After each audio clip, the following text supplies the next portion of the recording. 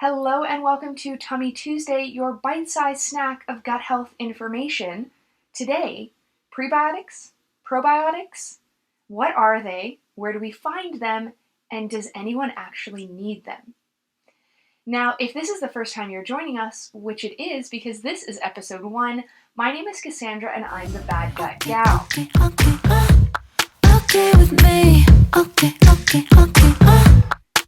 I'm the Bad Gut Gal because I've got those pesky little chronic health issues like celiac disease and IBS, and I'm finding that more and more people that I talk to are dealing with really similar gut health problems.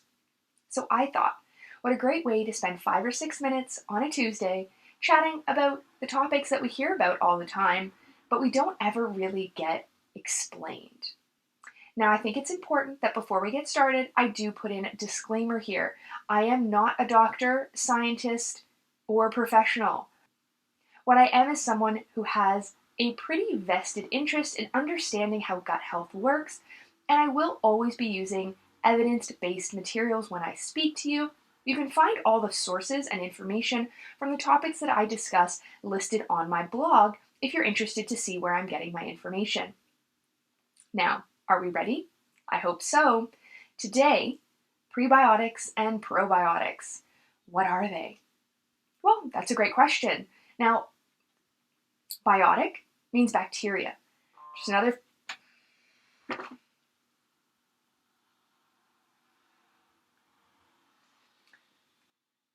Biotic means bacteria, just in fancy scientist talk. That's why antibiotics kill bacteria. So what we're looking at are prebiotics, or before bacteria, and probiotics, or things that are going to increase bacteria, or add to the bacteria. So let's start at the beginning with prebiotics. Now, prebiotics are actually something that you eat probably every single day without realizing. Prebiotics are going to be things like our friend the sweet potato, perhaps some lovely lentils, little bit of ASMR for you. So prebiotics are going to be insoluble fiber-rich foods. So that means plant materials. Prebiotics are going to be insoluble fiber-rich foods, which just means plant materials that your body does not digest. So you're going to find this in lots of fruits, vegetables, and whole grains. Yes, the whole grains that we are all encouraged to eat whenever possible versus their processed friends like white bread. So, prebiotics are going to be those foods that pass through the digestive system and help feed the bacteria. Prebiotic, before bacteria.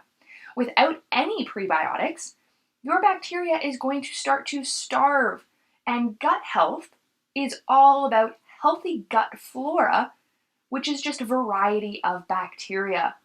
So prebiotics really easy to get so long as you are eating a nice varied diet that is rich in fruits, vegetables, and whole grains. Nothing really revolutionary there. Now, do you have to be really picky about what kind of foods in these categories? Not entirely, but do be aware foods that are higher in fiber are likely to be higher in insoluble fiber, therefore more prebiotic. So now we have some prebiotics, some food for bacteria to eat, but what about the actual bacteria in our gut? What if we need some help there? That is where our friend the probiotic comes in. Now, most people are going to find probiotics in the form of supplements, perhaps, capsules, or most common in the North American diet would be probiotic yogurt. Now, do beware, not all yogurt is probiotic. It must have active or live cultures, and that's because that's what a probiotic is. It's live bacteria and organisms that help to repopulate or populate your gut. Now, here's the thing. Probiotics are kind of hard to actually get into your system. Why, you may ask? Well, they're living things. So pasteurization, heating, cooling, cooking, all of these things can potentially damage or kill probiotics. Now, this is one of the reasons why if you want probiotics in, say, your yogurt, you're going to need to really read labels closely. As of right now, at least in my part of the world, a lot of things can be called probiotic without having a ton of research to back it up, which is not so great for the everyday consumer, which is you and me. Activia has us believe that one of their yogurts will have us dancing in green dresses in no time, and the fact is it just might not be that way. So, let's review. Prebiotics, insoluble fibers found from plant materials, necessary to feed the bacteria that we have in our gut. Probiotics are going to be adding bacteria. So these are good, helpful, live and active bacteria that we are introducing into the system.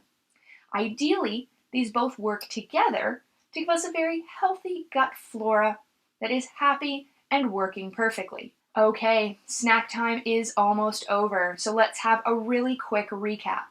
Prebiotics, insoluble fiber that you're going to find from plant sources. You need this to feed the gut bacteria that you already have. Probiotics, adding active, live bacteria and cultures to your gut to increase the variety of gut flora.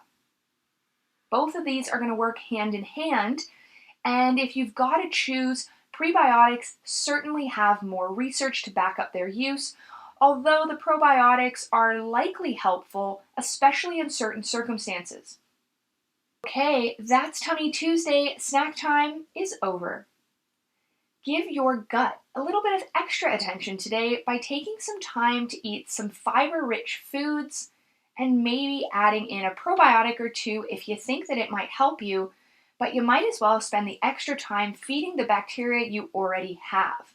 It's your gut health, and you need to be proactive if you want it to work. Have a great week, everyone, and I will see you here next week.